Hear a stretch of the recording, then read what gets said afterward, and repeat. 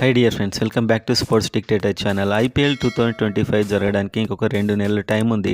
ఈలోపు sun Risers హైదరాబాద్కి main player and captain అయినటువంటి ప్యాట్ కమిన్స్ అయితే ఛాంపియన్స్ ట్రోఫీ నుంచి వైదొలిగాడు. ఎందుకంటే అతడు ఇంజురీతో సఫర్ అవుతున్నాడు, మేజర్ ఇంజురీ అని తెలుస్తుంది.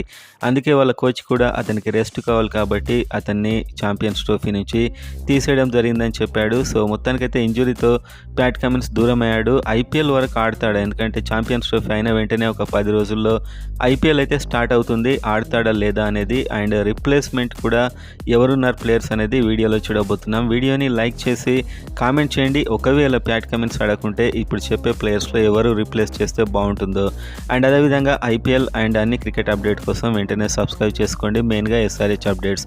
సో వీడియోలోకి వెళ్ళినట్లయితే ప్యాట్ కమిన్స్ యాంకిల్ ఇంజురీతో బాధపడుతున్నాడు.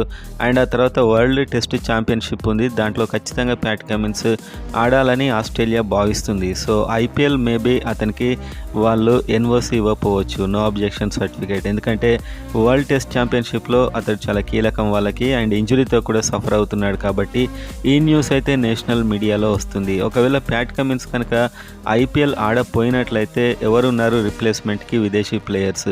ఇప్పుడైతే 3 విదేశీ ప్లేయర్స్ ఆల్మోస్ట్ కన్ఫర్మ్ ఎస్ఆర్హెచ్కి. ఒకటి Travis Head, 2 Heinrich Klaasen, 3 Pat Cummins అని చెప్పుకున్నాం. అండ్ ఇంకొకరు Brydon Carse or Kamindu Mendis అనే సెర్చ్లో అయితే ప్రజెంట్గా ఎస్ఆర్హెచ్ అయితే ఉంది. సో ఇప్పుడు మెయిన్ అనుకున్న ప్లేయర్ కాస్త ఒకవేళ మరి కెప్టెన్ కూడా అయితను. సో పక్కకు వైదొలిగినట్లయితే ఉన్నటువంటి ఓవర్సీస్ ప్లేయర్స్ ఎవరున్నారు విదేశీ ప్లేయర్స్ అని చూస్తే నెంబర్ 1 అజారీ జోసెఫ్ ఉన్నాడు. ఇతడు కూడా అన్సోల్డ్ అయ్యాడు, వెస్టిండీస్ ప్లేయర్, చాలా ఫాస్ట్ బౌలర్ అండ్ కాస్త బ్యాటింగ్ కూడా చేయగలడు. మ్యాక్సిమం ఇతని తీసుకుంటే రిప్లేస్మెంట్లా ఉంటుంది, కానీ తీసుకోకపోవచ్చు.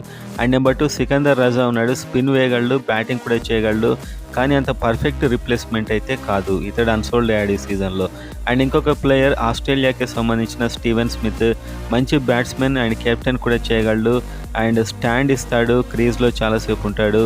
సో ఇతన్ని ఏమైనా పరిశీలించే అవకాశాలు ఉండొచ్చు. అండ్ ఇప్పుడు మనం చెప్పుకోబోయే ఇద్దరు మెయిన్ ప్లేయర్స్, కేన్ విలియమ్సన్ అయితే చాలా కాలం పాటు సన్ రైజర్స్ హైదరాబాద్కి ఆడాడు.